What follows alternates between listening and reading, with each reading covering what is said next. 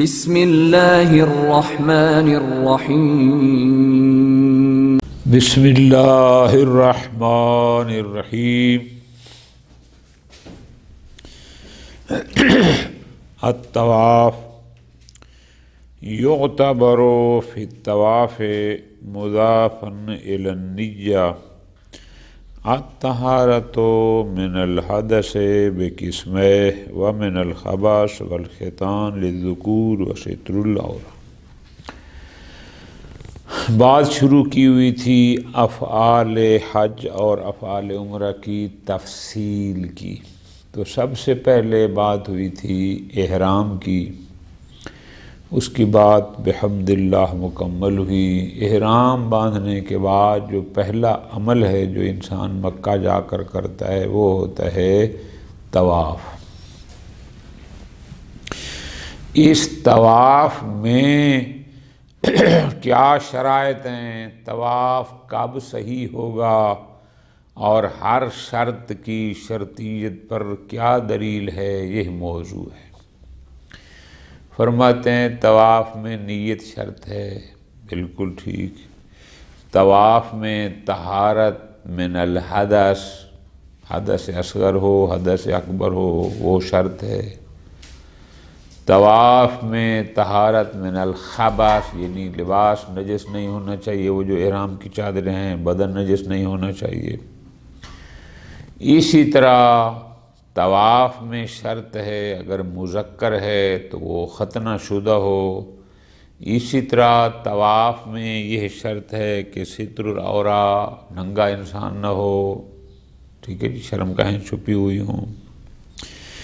اسی طرح فرماتے ہیں طواف میں شرط ہے کہ اس کے 7 چکر پے در پے ہونے چاہیے۔ یہ بھی شرط ہے کہ ہر چکر حجر اسود سے شروع ہو اور حجر اسود پر ہی ختم ہو۔ پھر اس کے ساتھ ذیل میں آتا ہے کہ وہ جو ہجر اسماعیل کا ایریا ہے وہ بھی طواف میں شامل ہو، پھر مقام ابراہیم اور بیت اللہ کے درمیان ہو، وغیرہ وغیرہ، ٹھیک ہے جی۔ یہ بہت ساری شرائط ہیں جو خود یہ طواف کے صحیح ہونے کے لیے شرائط ہیں، یعنی طواف ان شرائط کے ساتھ ہوگا تو وہ طواف صحیح ہوگا۔ اب ہر ایک کی تفصیل انشاءاللہ۔ الطواف یعنی افعال عمرہ و حج میں احرام کے بعد، بلکہ افعال عمرہ، چونکہ حج کا احرام تو اس نے باندھنا ہے 8 ذی الحج کو، وہاں سے اس نے ڈائریکٹ وقوف کرنا ہے عرفات کا۔ پہلا عمل جو عمرہ میں احرام باندھنے کے بعد، احرام ہو گیا پہلا اور دوسرا ہو گیا طواف۔ طواف فرماتے ہیں یعتبر فی الطواف، طواف میں شرط ہے مضافا الی النیہ، ایک تو نیت ہے، ظاہر جب تک قصد نہیں ہوگا، قصد قربت نہیں ہوگا، امتثال امر کا قصد نہیں ہوگا تو عبادت نہیں بنے گی، خوب نیت تو ہے ہی ہے۔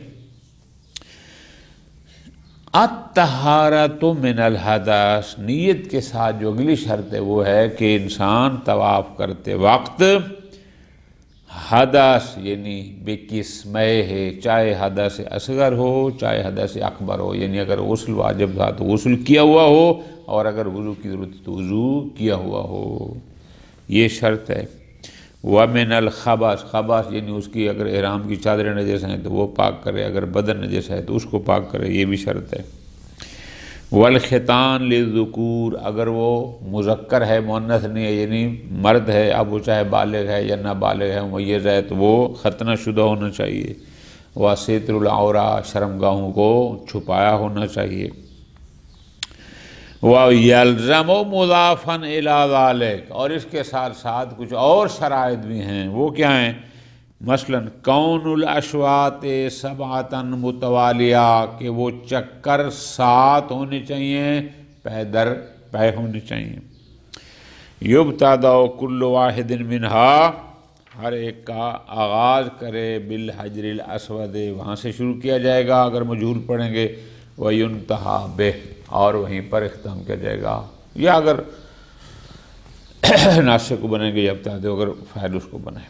ما جعل الکعبۃ علی الیسار فی کل حالاتہ، طواف 7 کے فی کل حالات سے مراد ہے، یعنی وہ جو 7 چکر ہیں، جتنی دیر اس نے طواف کرنا ہے پورا وقت بیت اللہ اس کے یہ بائیں کندھے کی طرف ہونا چاہیے۔ وَإِدْخَالُ حِجْرِ اسماعیل فی المطاف، حجر اسماعیل کو بھی اپنے طواف میں شامل کرے، والخروج عن الکعبہ، بیت اللہ سے باہر باہر رہے، وشعاد روانیہ، اسی چھوٹی چھوٹی بنیادیں ہیں دیوار کے ساتھ ان سے باہر رہے، وسیر بخطوات، اور وہ چلے اپنے قدموں کے ساتھ، مختارات یعنی خود قدم اٹھائے، کوئی دھکیل کے اس کو طواف نہ کروائے۔ خوب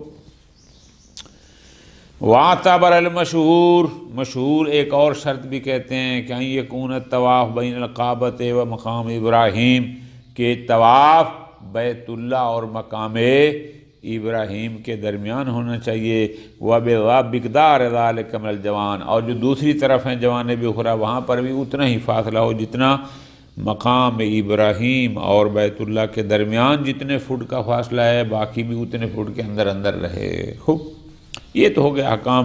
اب ہم اصل موضوع آتے ہیں، تفصیل۔ اما اعتبار النیہ، کہ طواف میں نیت شرط ہے۔ نیت کا مطلب کیا؟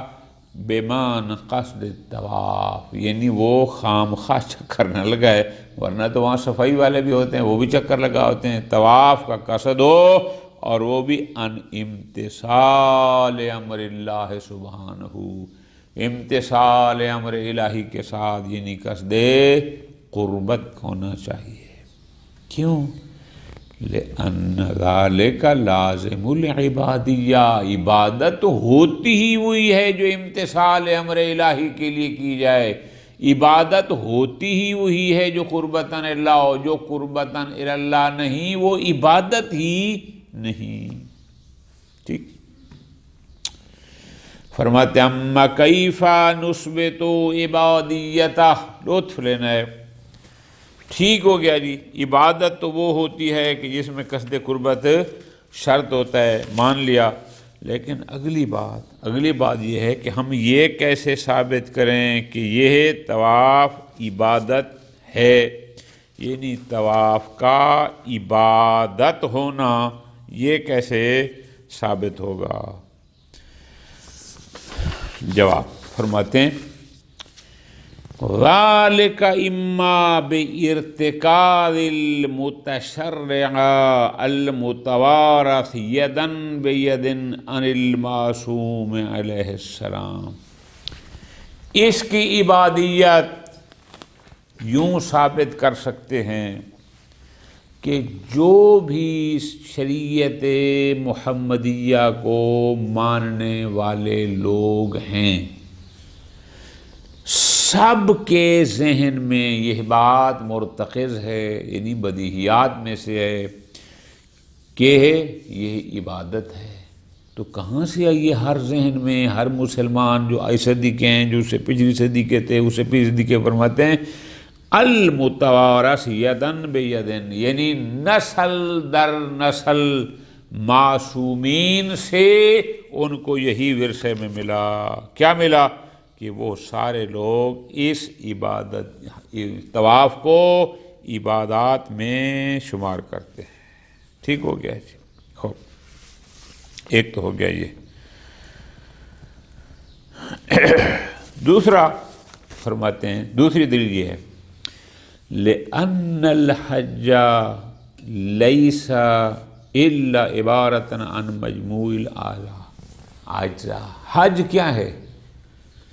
جتنے بھی اس کے افعال ہیں، احرام ہو گیا، وقوفین ہو گئے، منا میں رمج ہو گیا، اس کے بعد سعی حج ہو گئی، اس کے بعد ذبح و نحر ہو گیا، حلق ہو گیا، یہ سارے افعال ملتے ہیں، یہ سارے، تو اس کو کہا جاتا ہے حج۔ ٹھیک ہو گئے؟ لأن الحج لیس الا عبارۃ عن مجموع الاجزاء، حج کیا ہے؟ تمام اجزاء کے مجموعے کا نام حج ہے۔ آدھے افعال کو تو حج کوئی نہیں کہتا۔ ٹھیک، التی یحدھا الطواف، ان میں سے ایک جز ہے طواف، جہاں اور ہیں ایک یہ بھی ہے۔ وَحَيْثُ أَنَّهُ عِبَادِيٌّ، اور حج عبادت ہے، پس اگر حج عبادت ہے، حج نام ہے تمام اجزاء کا اور ان کی ایک جز کا ہے طواف، تو پس اگر حج عبادت ہے تو لازم ہے کہ اس کی ایک جز طواف بھی عبادت ہو۔ یہ حج عبادی ہے، حج عبادت ہے، خود حج کا عبادت ہونا کہاں سے ثابت ہوا؟ مزیدار بات فرماتے ہیں لِأَنَّهُ مِمَّا بُنِيَ عَلَيْهِ الْإِسْلَامِ، جن 5 چیزوں پر میں وہ دیکھ رہا تھا، وہ حدیث آپ کو دوبارہ سنا دیتا، پہلے کئی دفعہ سنا چکا ہوں، میں نے لکھی تھی لیکن وہ مجھے پوری مل نہیں رہی۔ بہرحال حج کی بنیاد 5 چیزوں پر ہے، اور ان 5 چیزوں میں سے ایک حج ہے۔ فرماتے ہیں وَلَا يُحْتَمَلْ بِنَاءُ الْإِسْلَامِ، یہ کیسے ہو سکتا ہے کہ اسلام کی بنیاد 5 چیزوں پر ہو؟ الصلاۃ والصوم والزکوٰۃ والحج والولایہ، یہ 5 چیز۔ فرماتے ہیں یہ کیسے ہو سکتا ہے کہ حج اسلام کے جو 5 بنیاد ہیں، بنی الاسلام علی خمس، کے 5 چیزوں پر اسلام کی بنیاد ہے، اور ان میں سے ایک یہ حج ہے۔ لا یحتمل، یہ ہو ہی نہیں سکتا کہ اسلام کی بنیاد ایک ایسی چیز پر ہو جو عبادی نہ ہو، کہ اسلام کی بنیاد میں ایک ایسی شے موجود ہو جس میں قصد قربت، جس میں قصد امتثال شرطی نہ ہو، نہ، ایسا احتمال ہو ہی نہیں سکتا۔ پس چونکہ کل حج عبادت ہے تو اس کل حج، اور حج مرکب ہے بہت سارے اجزاء میں سے، اس کی ایک جز طواف ہے، لہذا یہ بھی عبادت ہے۔ ٹھیک ہو گیا جی، ختم۔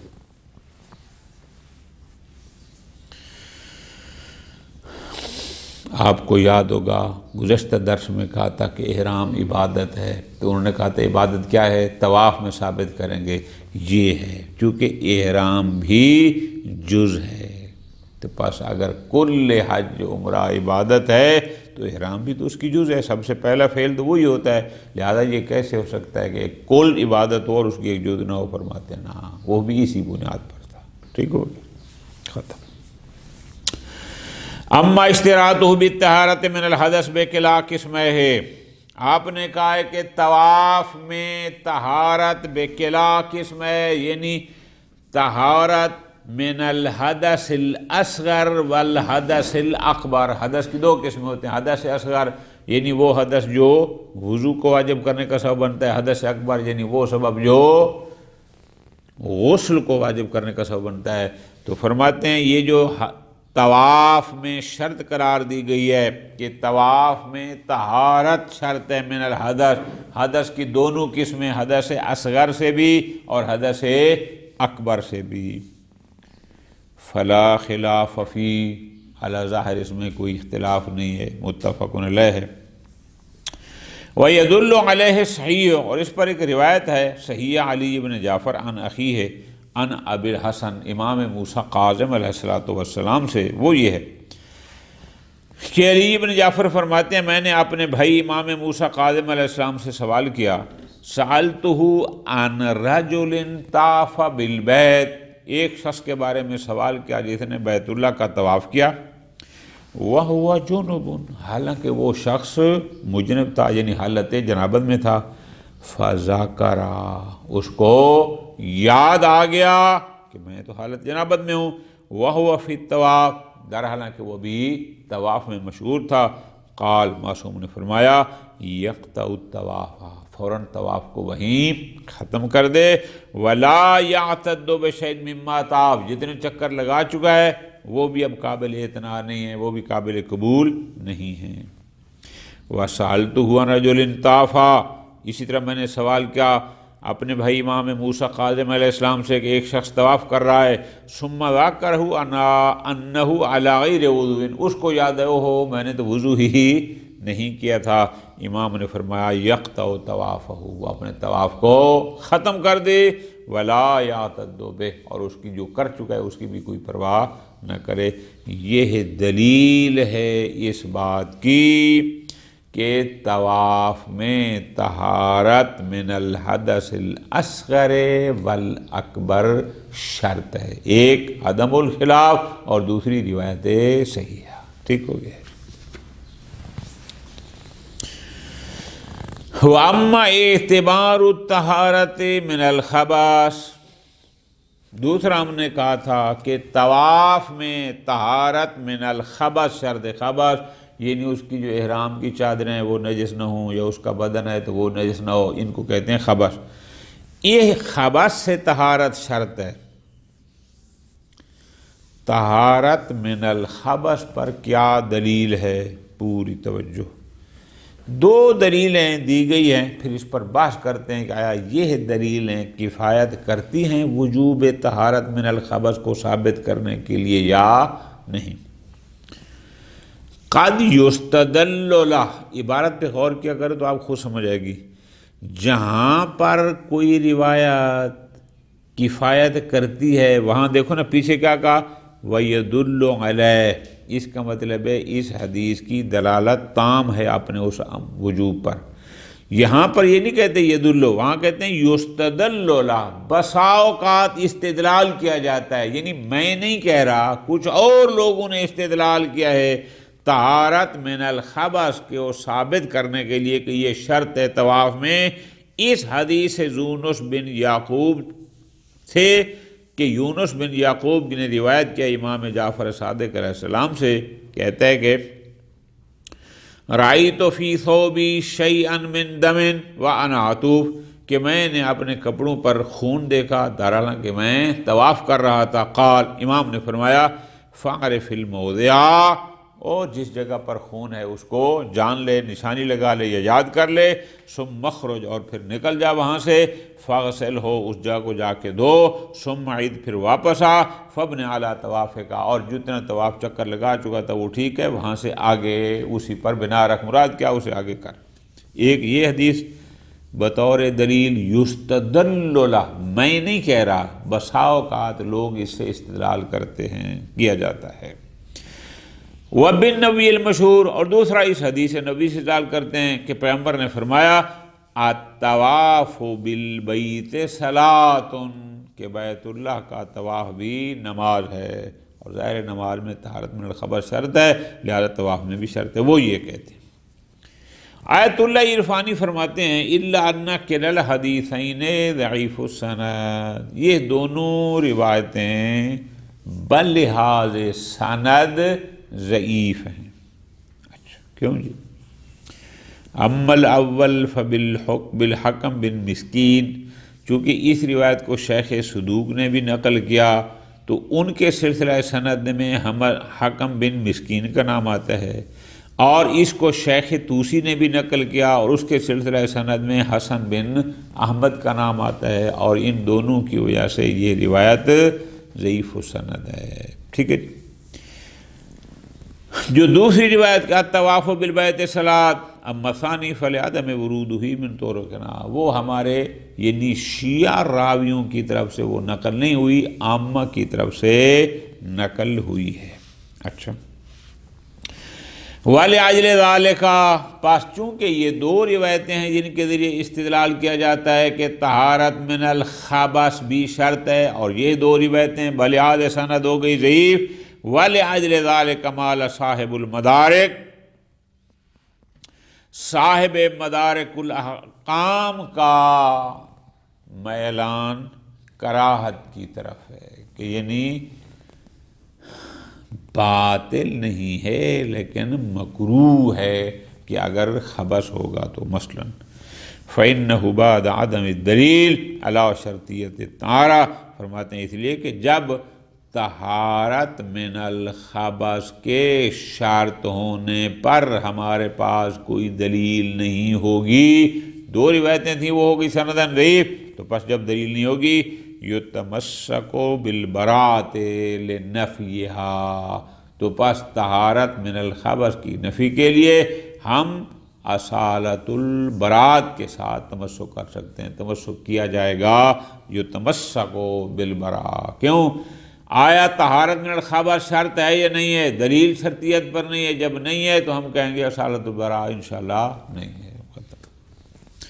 خوب، یہ ہو گئی علمی بحث، لیکن آگے فرماتے ہیں وَالتَّنَزُّلُ إِلَى الْإِحْتِياطِ، لیکن ہم احتیاط کی طرف ہیں کہ نہیں، احتیاط کا تقاضا یہ ہے کہ طہارت من الخبث بھی ہونی چاہیے۔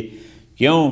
تحفظاً من مخالفت المشہور، ایک تو مشہور طہارت من الخبث کے وجوب کے قائل ہیں تو ہم کم از کم احتیاط کی بات کریں۔ دوسرا ومخالفت الروایت الاولی التی رواہا کلا العالمین، ٹھیک ہے ان دو بندوں کی وجہ سے سلسلہ سند شیخ صدوق میں حکم بن مسکین کا نام ہے، سلسلہ سند شیخ توسی میں حسن بن احمد کا نام ہے، لیکن اتنے دو بڑے بزرگان نے روایت کو نقل کیا تو ان روایات کی مخالفت بھی نہ ہو جائے۔ والتنظر احتیاط امر لازم، لہذا احتیاط واجب یہ ہے کہ طہارت من الخبث ہونی چاہیے۔ خوب، حاضر بالثوبین، یہ تو ہو گیا ان لباس کے بارے میں کہ جو دو چادریں ہیں ان میں احتیاط واجب یہ ہے کہ وہ پاک ہونی چاہیے۔ اما البدن، اچھا بدن کی خبث، بدن کی نجاست کے بارے میں فرماتے ہیں لم ترد روایت تدل علی اعتبار الطہارت فی، اگرچہ بدن کی طہارت کے بارے میں کوئی خاص روایت تو اس مضمون کی نہیں آئی کہ جس میں بدن کا باقاعدہ ذکر ہو، لیکن ما دل علی اعتبارها فی الثوبین یدل علی اعتبارها فی، لیکن وہ روایات، وہ دلیل جو اس احرام کے کپڑوں میں طہارت من الخبث کو شرط قرار دیتی ہیں، وہ اس بدن کی طہارت کے شرط کے لیے بھی کافی ہیں۔ کیوں؟ لعدم الفرق ہے، اس لیے کہ خبث چاہے بدن پر ہو چاہے لباس پر ہو، فرق نہیں ہے۔ بل للاولویت العرفیہ، بلکہ عرف کا اگر کہتے ہیں اگر کپڑے کی نجاست معاف نہیں ہے تو بدن کی بہتری کے نا اولا، البتہ یہ اولویت عرفیہ ہے۔ پس علیہ فالمناسب التنزل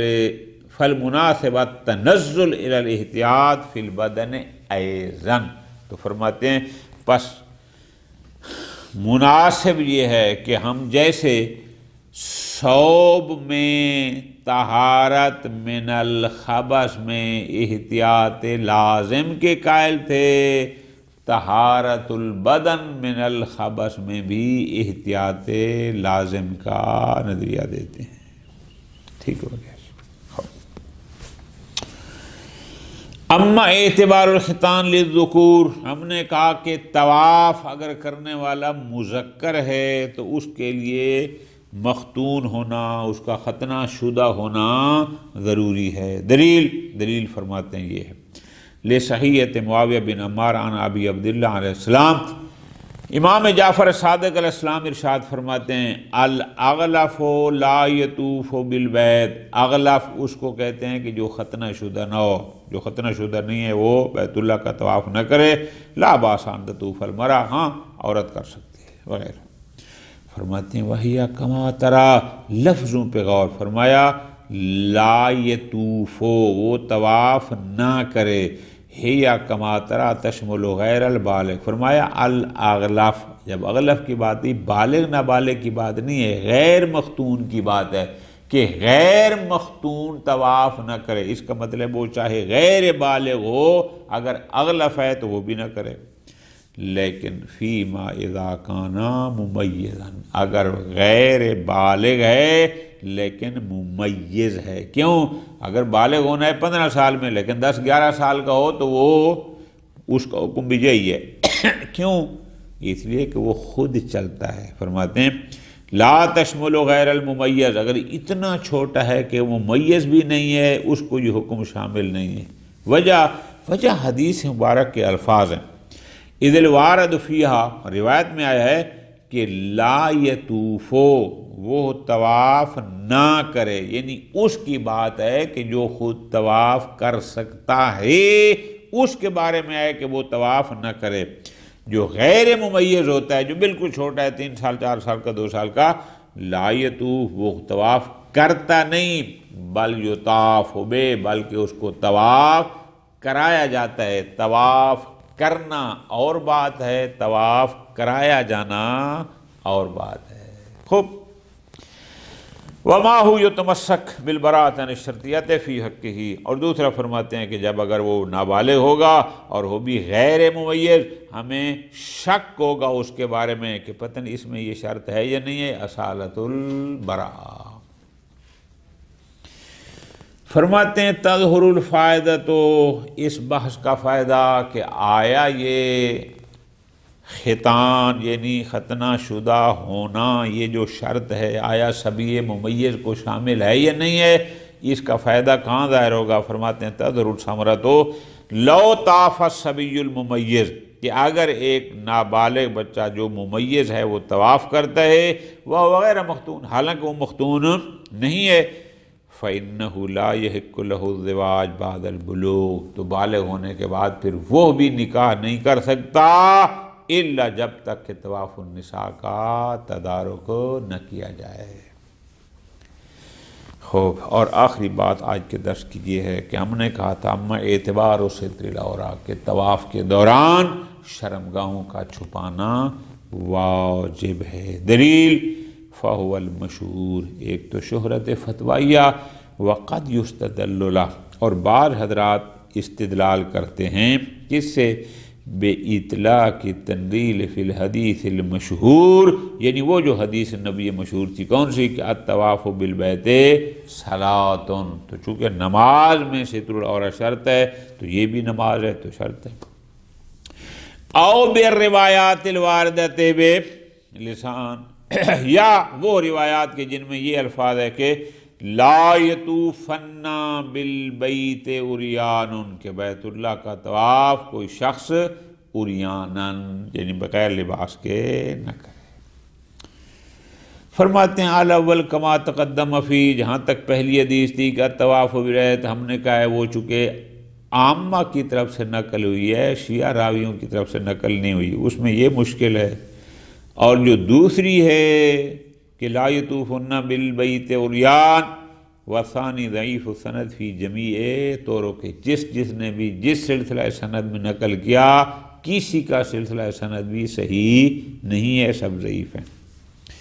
لہذا لا یمکن الفتویٰ بشرطیت ستر فی الطواف، لہذا ستر العورہ کے وجوب کا فتویٰ دینا صراحت کے ساتھ وہ تو ممکن نہیں ہے، چونکہ بغیر دلیل کہ ہم کیسے وجوب کا دے دیں۔ ہاں ولا بد من التمذر، البتہ ہم احتیاط کی طرف آتے ہیں۔ کیا؟ یہ کہ احتیاط لازم یہ ہے کہ طواف مع ستر العورہ کیا جائے۔ ہاں اگر کوئی کہے کہ نہیں، اگر کوئی روایت بلحاظ سند ضعیف ہو تو شہرت فتوائیہ اس کی جبران کر سکتی ہے، اگر آپ اس کے قائل ہو جائیں پھر تو وجوب کی بات کر سکتے ہیں، لیکن اگر اس کے قائل نہ ہوں تو پھر احتیاط کی بات کی جا سکتی ہے، وجوب کی مشکل ہے۔ صلی اللہ علیہ محمد وعلی محمد۔